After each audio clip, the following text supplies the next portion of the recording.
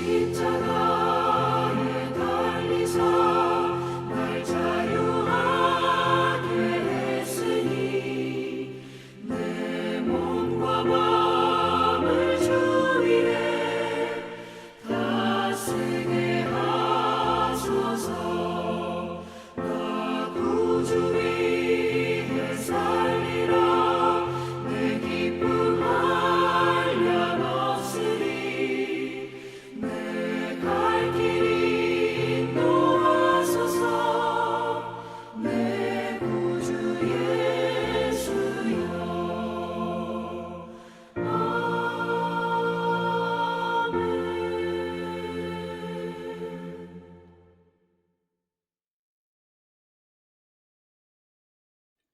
하나님의 크신 은혜와 평강이 오늘도 여러분의 삶의 자리마다 충만히 임하시기를 기원합니다. 기도하겠습니다.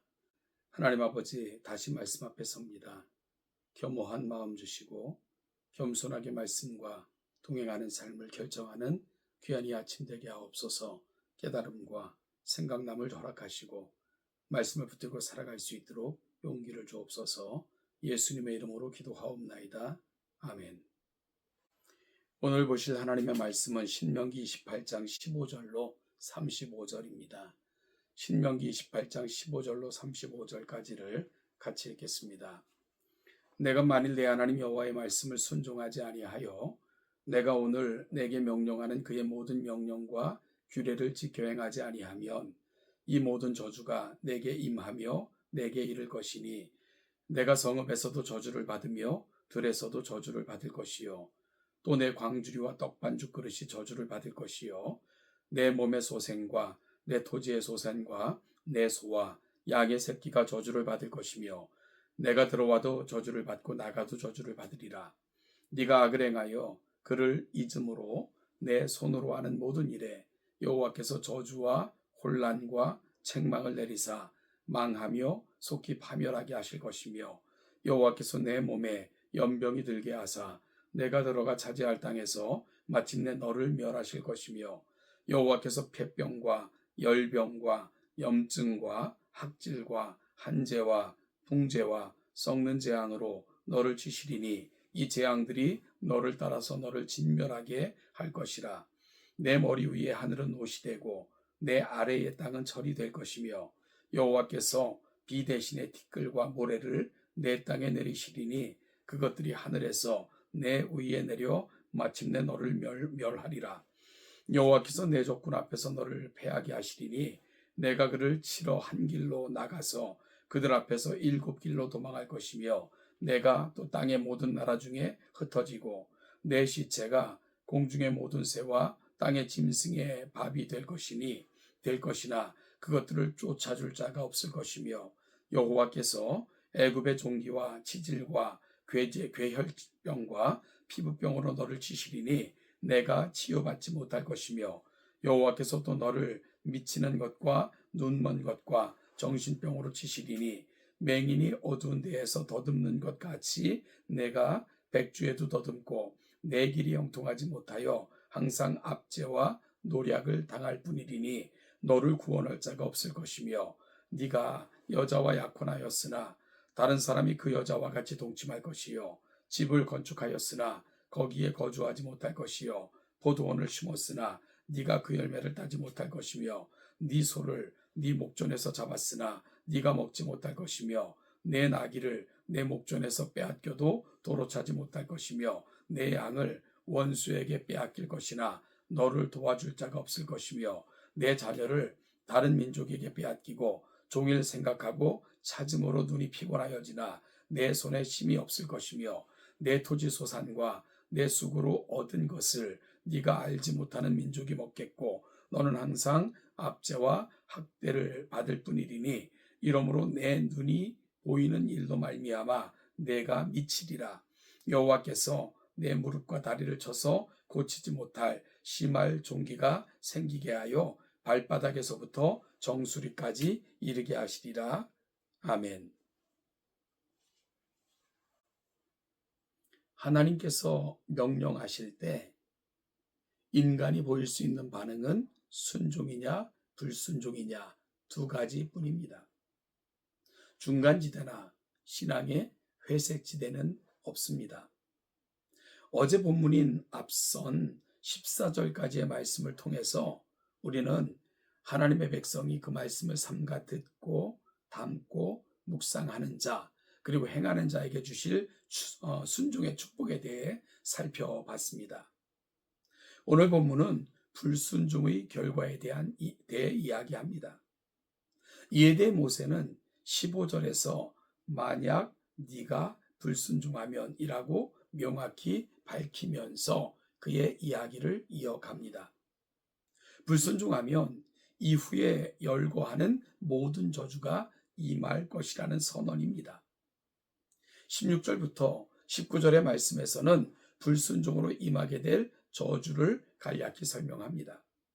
잘 읽어보면 3절에서 6절에서 소개하는 순종의 결과로 누릴 수 있는 축복과 정반대의 결과를 초래함을 알 수 있습니다. 즉 순종과 불순종의 결과는 정반대로 나타납니다. 하나님께서는 순종을 통해 하나님의 백성된 이스라엘과의 관계를 이어가십니다. 그런데 특이한 것은 신명기 28장에서 어제 본문과 비교해 볼 때 신명기 28장은 순종의 결과보다 불순종의 결과에 대해 더 길고 자세하게 설명하고 있는 것을 보게 됩니다. 왜 그러셨을까요? 이는 단순한 경고를 하거나 아니면 위협하기 위함이 아닙니다. 경각심을 갖고 순종하여 하나님의 백성이라는 정체성을 지켜 나갈 뿐만 아니라 그로 인하여 복을 받는 백성들이 되기를 바라시는 것, 이것이 신명기 28장에 이러한 구조가 가고 있는 진정한 이유입니다. 20절에서는 불순종의 결과를 저주, 혼란, 책망, 파멸이라는 단어로 표현합니다. 그리고 불순종의 이유에 대해 악을 행하여 하나님을 잊었기 때문이라고 말씀하십니다. 애굽에서 건지시고 광야 40년을 먹이시고 입히셔서 가나안 땅으로 인도하신 하나님을 잊었기 때문입니다. 그리고 21절부터는 불순종으로 인한 저주에 대해 부연 설명을 이어가는데요. 그 내용을 요약하면 정신적, 육체적 질병, 가뭄, 전쟁의 패배와 포로됨, 압제, 약탈, 학대로 한절함절 끔찍한 불순종의 결과들이 나타나고 설명되고 있습니다. 그런데 이러한 결과보다도 더 비참한 것은 이런 끔찍한 결과를 당함에도 어디에서도 도움을 구할 수 없다는 것입니다.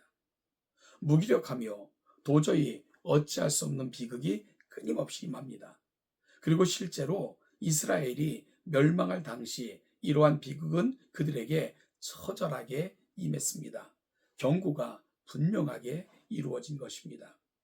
그래서 이러한 끔찍한 심판을 말할 때마다 여호와께서라는 말을 사용합니다.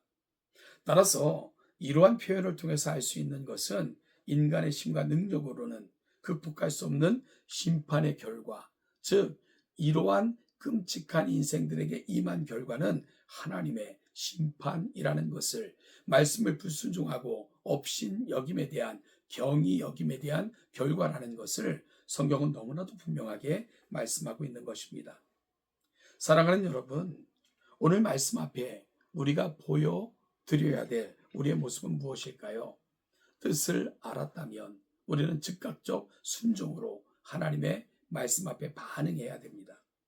우리는 수많은 선택을 해나가며 삶 속에서 그러한 많은 문제 앞에 직면합니다. 하지만 잘 생각해 보면 하나님께서 원하시는 분명하고 선명한 길과 방식이 있습니다. 그걸 깨닫고 하나님께서 알려주실 때 우리가 보여줘야 될 태도, 그것은 즉각적 순종이고 하나님의 말씀에 대해 무겁게 여기며 그 말씀 앞에 나아가는 것, 그것이 바로 저와 여러분들이 오늘 말씀 앞에 보여드려야 될 태도입니다.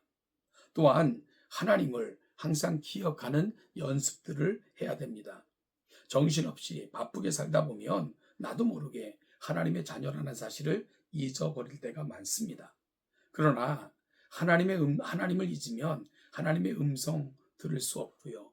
또한 하나님을 잊으면 그분의 말씀에 대한 경한 태도로 나타나게 됩니다. 그러면 의도하든 의도하지 않든 우리는 하나님의 말씀 앞에 순종하는 삶을 살기가 어렵게 됩니다. 따라서 늘 하나님을 기억하며 순간순간 하나님의 뜻을 헤아리고 하나님이 정말 원하시고 기뻐하시는 것이 무엇인가를 늘 가슴에 담는 연습들을 저와 여러분들은 하셔야 됩니다. 그럴 때 우리 하루하루가 하나님의 말씀과 동행하는 삶을 살게 될 것이고요.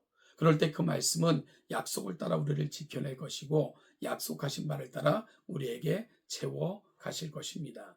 오늘 하루도 이 은혜를 누리며 살아가고 일평생 그리 살겠다 다짐하는 복되고 귀한 저와 여러분 그 결심이 이루어지는 복된 시간이 되시기를 예수님의 이름으로 축복합니다.